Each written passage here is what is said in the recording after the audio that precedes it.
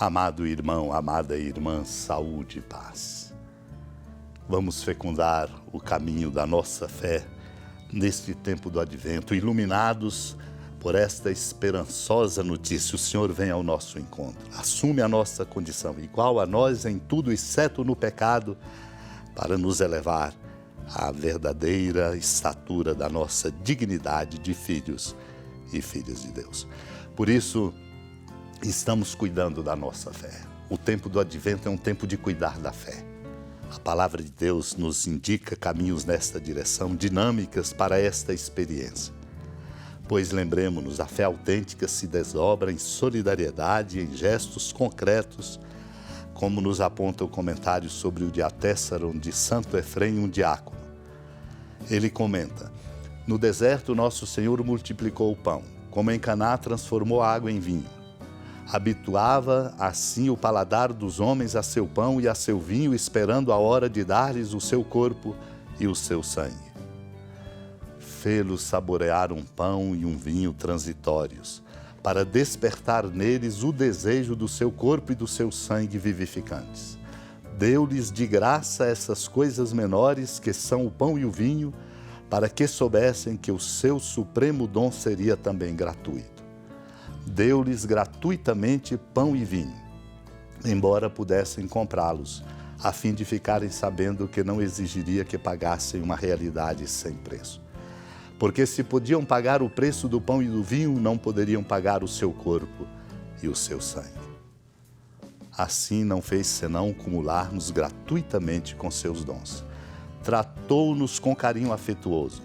Se nos deu o pão e o vinho para nos atrair por sua gratuidade, é porque íamos receber gratuitamente algo tão imenso que é a Eucaristia. Seu pão e seu vinho eram agradáveis ao paladar, mas seu corpo e seu sangue nutrem o coração. Atraiu-nos pelo que nos é agradável ao paladar, para nos conduzir ao que dá vida às almas. O Senhor mostrou assim o vigor penetrante da sua palavra. E não multiplicou os pães na medida de que podia fazer, mas somente até a medida do que bastava aos convivas. Não foi o seu poder que mediu o milagre, mas a fome dos famintos. Mesmo assim, o milagre de Deus ultrapassou seus desejos. Juntai, disse Jesus, os pedaços que sobraram, para que nada se perca. Naquele tempo, Jesus foi para as margens do mar da Galileia, subiu a montanha e sentou-se.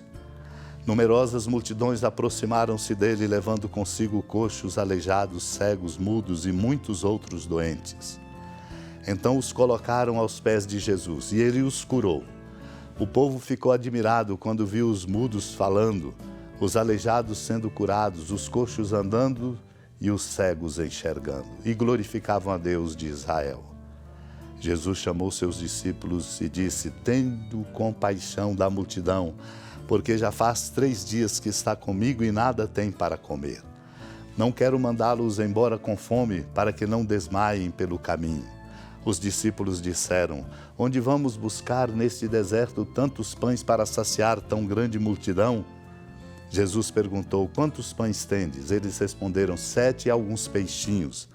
E Jesus mandou que a multidão se sentasse pelo chão. Depois pegou os 7 pães e os peixes, deu graças, partiu-os e os dava aos discípulos, e os discípulos às multidões. Todos comeram e ficaram satisfeitos e encheram 7 cestos com os pedaços que sobraram. Amado irmão, amada irmã, no mar da Galileia, quando Jesus subiu a montanha, sentou-se e ali estava uma grande multidão. Somos nós, na nossa condição de aleijados, cegos, mudos, e com muitas outras enfermidades em razão do nosso pecado. E é dele que nos vem a cura que nos devolve de fato a inteireza que perdemos em razão do pecado e do nosso limite humano. Todos ficavam admirados quando viam os mudos falando, aleijados, curados, cegos vendo, os coxos andando. Todos glorificavam a Deus. Uma glorificação que só é possível na medida em que nós nos deixamos tocar no fundo do coração pela força amorosa de sua presença. Mas ele nos traz um desafio que ultrapassa simplesmente a consideração dos seus milagres, para nos dizer que nós somos chamados a fazer o milagre da partilha, de uma nova lógica na ordem social, econômica e relacional dentro da nossa sociedade. Desafia os discípulos ao dizer: tenho compaixão da multidão, porque já faz 3 dias que está comigo e nada tem para comer. Não quero mandá-los embora com fome para que não desmaiem pelo caminho. Os discípulos apresentaram a sua lógica humana estreita. Onde vamos buscar nesse deserto tantos pães para saciar tão grande multidão? Jesus então chama-os na sua fraqueza. Quanto pães tendes? 7, e alguns peixinhos informaram. Jesus manda então que a multidão se sente, se arrume. Toma os pães e os peixes, dá graças, parte, dá aos discípulos e ele dá às multidões. Todos comeram, ficaram satisfeitos e encheram 7 cestos com os pedaços que sobraram. Mostra-nos, pois, amados e amadas de Deus, que a nossa lógica humana não dá conta. Mas há uma lógica que Deus infunde em nós, que vem dele, que nos vale assimilar para que nós possamos transformar o coração do mundo com a força da nossa fé, a força do nosso amor. Concluo compartilhando do comentário sobre o Diatécero de Santo Efrém, quando ele diz um válido conceito. Um válido conceito que é um conselho profundo. Permanecei vigilantes, portanto.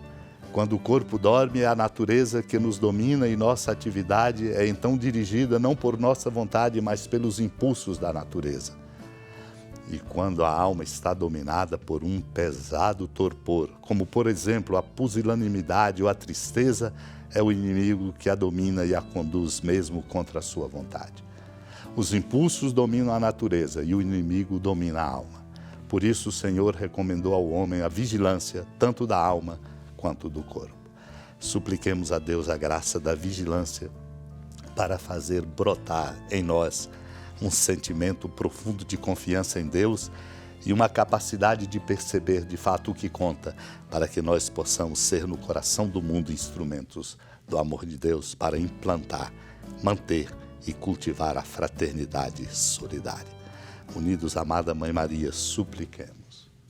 Senhora da piedade, Mãe Virgem do Cristo Deus. Lembrai-vos, ó piedosíssima Virgem Maria, que nunca se ouviu dizer que alguém daqueles que, tendo recorrido à vossa proteção, implorado a vossa assistência e reclamado o vosso socorro, tenha sido por vós desamparado. Animado com igual confiança, a vós recorro, ó Virgem das Virgens, e gemendo sob o peso dos meus pecados, me prostro a vossos pés.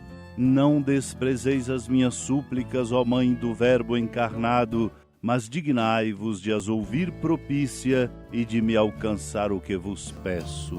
Amém. Feliz padroeira de um povo a lutar, a gente mineira te quer exaltar, não só lá na serra, tu és esplendor de toda esta terra, também és fulgor.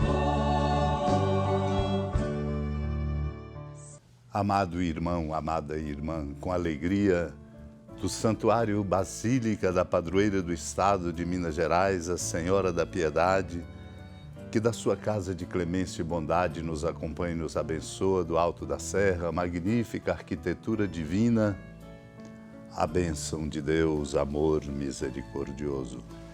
Pai, Filho e Espírito Santo, desça sobre sua família, proteja sua casa, sustente sua vida, fecunde o caminho missionário de nossa igreja, nos encha de sabedoria e permaneça conosco para sempre. Amém. Feliz padroeira